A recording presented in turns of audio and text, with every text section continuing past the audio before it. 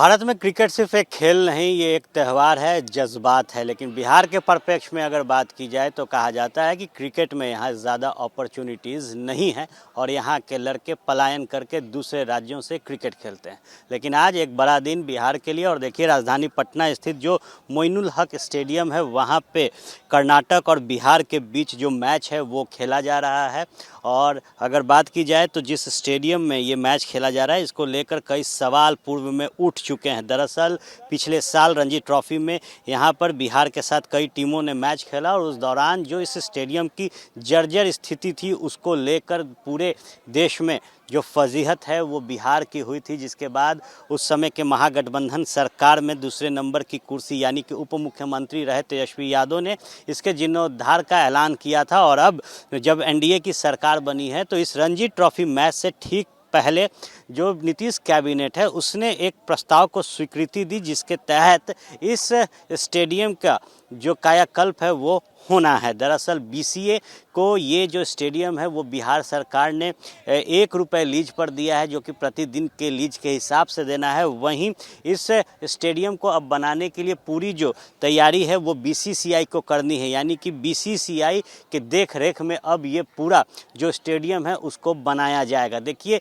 जो दर्शक हैं वो भी यहाँ पहुँचे हैं, दर्शक दीर्घा में बैठे हैं। लेकिन दिलचस्प बात यह है कि बीसीए द्वारा पहले ही कह दिया गया था कि दर्शक अपने रिस्क पर यहाँ पहुँचे और साफ तौर पे उन्होंने निवेदन किया था कि अगर हो सके तो मैच देखने कोई भी व्यक्ति नहीं आए, क्योंकि जो स्टैंड है काफ़ी पुराना है, जर्जर स्थिति में है, कोई अनहोनी ना हो, कोई बड़ा दुर्घटना ना हो जाए, इसको ध्यान में रखते हुए पहले ही ये अपील किया गया था। लेकिन अब जब बिहार सरकार ने अपने कैबिनेट की बैठक में ये स्वीकृति दी कि पटना स्थित जो मोइनुल हक स्टेडियम है उसका जीर्णोद्धार होगा, उसको अब बनाया जाएगा और इंटरनेशनल लेवल का ये स्टेडियम होगा। इसके बगल में ही 5 स्टार रैंक का जो होटल है वो बनाया जाएगा। तो निश्चित तौर पर आज जब ये मैच हो रहा है तो इस मैच में सवाल ये है कि 2 साल की बात आज मैच शुरू होने के पहले जो बीसीए के अध्यक्ष हैं उन्होंने की है, जो राकेश तिवारी हैं, उन्होंने कहा है कि अगले 2 वर्षों में इस स्टेडियम का कायाकल्प कर दिया जाएगा। लेकिन सवाल ये कि क्या 2 साल का ये वक्त काफ़ी होगा, क्योंकि स्थिति इस स्टेडियम की बदतर है। आप अगर इसके बाहर जाके देखें, इसके अंदर में भी देखें तो कई जगहों पे आपको कूड़े मिलेंगे।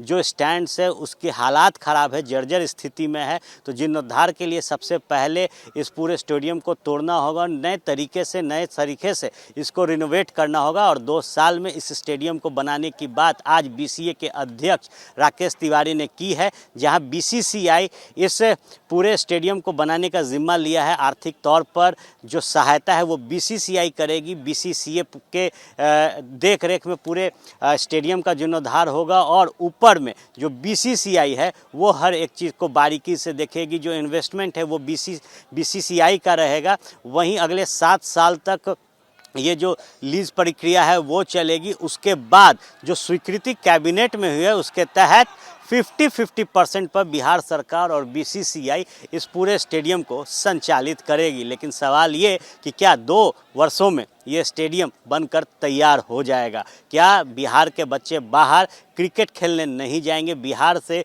एक बार फिर बड़े बड़े स्टार्स निकलेंगे, उन्हें किसी और जो बोर्ड है उसका सहायता नहीं लेना होगा? ये सवाल है। आर्यन आनंद, एबीपी न्यूज़, पटना।